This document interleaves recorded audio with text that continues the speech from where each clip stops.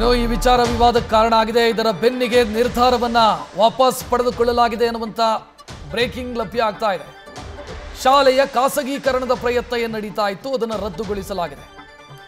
ಖಾಸಗೀಕರಣದಿಂದ ಆ ನಿರ್ಧಾರದಿಂದ ಹಿಂದಕ್ಕೆ ಸರಿದಿದ್ದಾರೆ. ಮಂಡ್ಯದಲ್ಲಿ ಶಾಸಕ ಗಣಿಗ ರವಿಕುಮಾರ್ ಮಾತನಾಡಿದ್ದಾರೆ. ಲೀಸಿಗೆ ಕೊಡೋದಕ್ಕೆ ಎಲ್ಲ ಪ್ರಕ್ರಿಯೆ ಆರಂಭ ಆಗಿತ್ತು. ಶಾಲೆಯ ಖಾಸಗೀಕರಣ ಬೇಡ ಅನ್ನುವಂಥ ವಿರೋಧ ಇದೆ. ಲೀಸಿಗೆ ನೀಡಬಾರದು ಅಂತ ನಾವು ತೀರ್ಮಾನಿಸಿದ್ದೀವಿ ಅಂತ ಸಭೆಯ ಬಳಿಕ ಶಾಸಕ ಗಣಿಗ ರವಿಕುಮಾರ್ ಮಾಹಿತಿ ಕೊಟ್ಟಿದ್ದಾರೆ. ಈ ಬಗ್ಗೆ ನ್ಯೂಸ್ ಫಸ್ಟ್ ವಿಸ್ತೃತವಾದಂಥ ವರದಿಯನ್ನ ಕೂಡ ಪ್ರಸಾರ ಮಾಡಿತ್ತು. ಇದರ ಬೆನ್ನಿಗೆ ಈಗ ಆ ನಿರ್ಧಾರವನ್ನು ವಾಪಸ್ ಪಡೆಯಲಾಗಿದೆ. ಒಂದು ತಿಂಗಳಿಂದ ಮೈ ಶುಗರ್ ಪ್ರೌಢಶಾಲೆ ಕುರಿತಂತೆ ಹಲವಾರು ವಿಚಾರಗಳು ಜಿಲ್ಲೆಯಲ್ಲಿ ಹರಿದಾಡ್ತಿದ್ವು.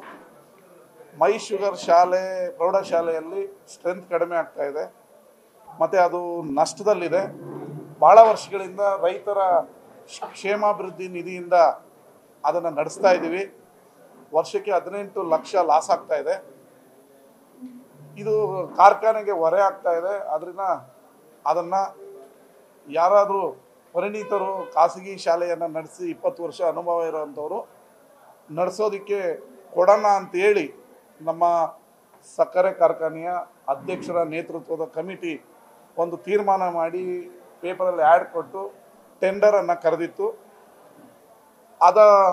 ಟೆಂಡರ್ ಘೋಷಣೆ ಆದ ನಂತರ ರೈತರು, ಹಳೆಯ ವಿದ್ಯಾರ್ಥಿಗಳು, ಹೋರಾಟಗಾರರು ಮೈ ಶುಗರ್ ಪ್ರೌಢಶಾಲೆ ಮೊದಲು ಯಾವ ರೀತಿ ಇತ್ತು ಅದೇ ರೀತಿ ಇರಬೇಕು ಅನ್ನೋ ಅಭಿಪ್ರಾಯವನ್ನು ನಮ್ಮ ಮಂತ್ರಿಗಳ ಹತ್ರ ಅವರು ಖುದ್ದಾಗಿ ಭೇಟಿ ಮಾಡಿ ಮನವಿಗಳನ್ನು ಸಲ್ಲಿಸಿದರು. ಇದ್ರ ಬಗ್ಗೆ ಪರ ವಿರೋಧ ಚರ್ಚೆಗಳು ಬಹಳ ದಿನಗಳಿಂದ ಆಗ್ತಾಯಿತ್ತು.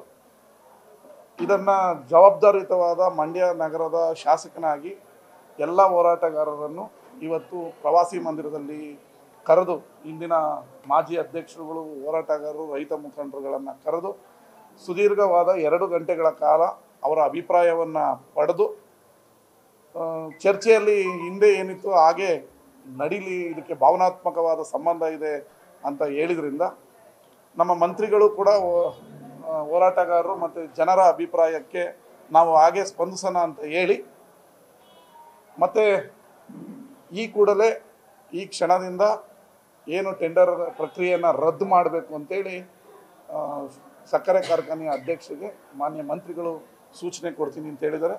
ಅದೇ ಸೂಚನೆಯನ್ನು ಕೂಡ ನಾನು ಕೂಡ ಕೊಡ್ತಾ ಇದ್ದೀವಿ. ಹೆಚ್ಚಿನ ಡೀಟೇಲ್ ನೀಡೋದಕ್ಕೆ ನಮ್ಮ ಪ್ರತಿನಿಧಿ ನಂದೀಶ್ ನೇರ ಸಂಪರ್ಕದಲ್ಲಿ. ನಂದೀಶ್, ರವಿಕುಮಾರ್ ಮಾತನಾಡಿದ್ದನ್ನು ಗಮನಿಸಿದ್ವಿ. ಏನು ನಿರ್ಧಾರ ಆಯಿತು ಅಂದರೆ ಸಭೆಯಲ್ಲಿ ಚರ್ಚೆ ಏನೆಲ್ಲ ಆಯಿತು, ಯಾರ್ಯಾರು ಏನೇನು ಸಲಹೆ ಕೊಟ್ಟರು, ಕೊನೆಗೆ ಈಗ ಪರಿಹಾರ ಏನು?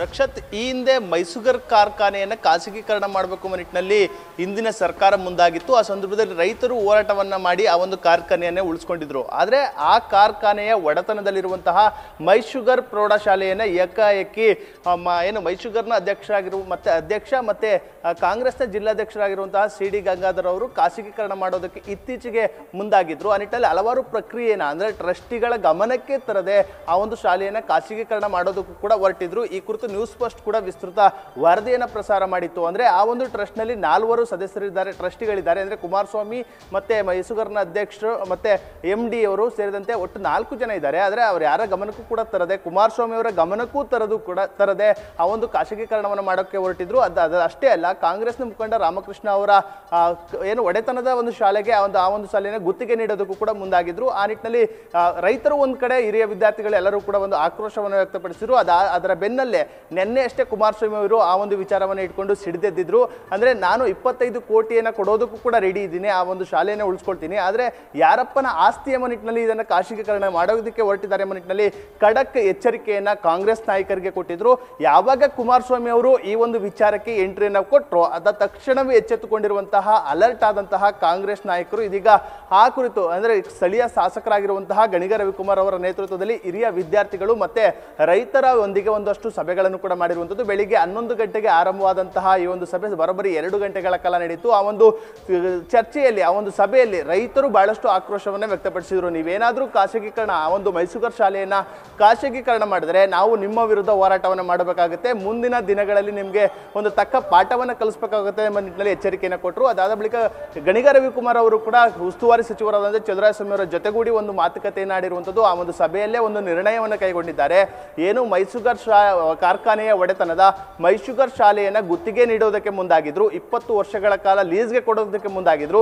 ಆ ಒಂದು ನಿರ್ಧಾರವನ್ನ ಇದೀಗ ಹಿಂಪಡೆದಿರುವಂಥದ್ದು. ಅಷ್ಟೇ ಅಲ್ಲ, ಆ ಒಂದು ಶಾಲೆಯನ್ನು ಉಳಿಸ್ಕೊಳ್ಳೋದಕ್ಕೆ ನೀಲಿ ನಕ್ಷೆಯನ್ನು ಕೂಡ ತಯಾರಿಸಿ ಕುಮಾರಸ್ವಾಮಿ ಅವರಿಗೆ ಸಲ್ಲಿಸೋಣ, ಅವರೇನು CRS ಫಂಡ್ ಮೂಲಕ 25 ಕೋಟಿಯನ್ನು ಕೊಡ್ತೀನಿ ಅಂತ ಹೇಳಿದ್ದಾರೆ, ಅದರ ಮೂಲಕ ಆ ಒಂದು ಶಾಲೆಯನ್ನು ನಡೆಸೋಣ ಎಂಬ ನಿಟ್ಟಿನಲ್ಲಿ ಒಂದು ಅಧಿಕೃತ ಘೋಷಣೆಯನ್ನು ಮಾಡಿರುವಂಥದ್ದು. ಅಂದ್ರೆ ಉಸ್ತುವಾರಿ ಸಚಿವರ ನೇತೃತ್ವದಲ್ಲಿ, ಕೇಂದ್ರ ಸಚಿವರಾದಂತಹ ಕುಮಾರಸ್ವಾಮಿ ಅವರ ನೇತೃತ್ವದಲ್ಲಿ ಆ ಒಂದು ಶಾಲೆಯನ್ನ ಉಳಿಸ್ಕೊಳ್ಳೋದಕ್ಕೂ ಕೂಡ ಮುಂದಾಗಿರುವಂಥದ್ದು. ಇದು ನ್ಯೂಸ್ ಫಸ್ಟ್ ಬಿಗ್ ಇಂಪ್ಯಾಕ್ಟ್ ಅಂತ ಹೇಳಿದ್ರೆ ತಪ್ಪಾಗಲಾರದು. ಅಂದ್ರೆ ರೈತರು ಮತ್ತು ಹಿರಿಯ ವಿದ್ಯಾರ್ಥಿಗಳ ಹೋರಾಟವನ್ನ ವಿಸ್ತೃತವಾಗಿ ನ್ಯೂಸ್ ಫಸ್ಟ್ ವರದಿ ಮಾಡಿತ್ತು. ಅದರ ಬೆನ್ನಲ್ಲೇ ಇದೀಗ ಕೊನೆಗೂ ಮಂಡ್ಯ ಜಿಲ್ಲೆಯ ಕಾಂಗ್ರೆಸ್ ನಾಯಕರು ಮತ್ತೆ ಇಲ್ಲಿನ ಸಚಿವರು ಮತ್ತೆ ಶಾಸಕರು ಆ ಒಂದು ನಿರ್ಧಾರವನ್ನ ಕೈಗೊಂಡಿರುವಂತದ್ದು.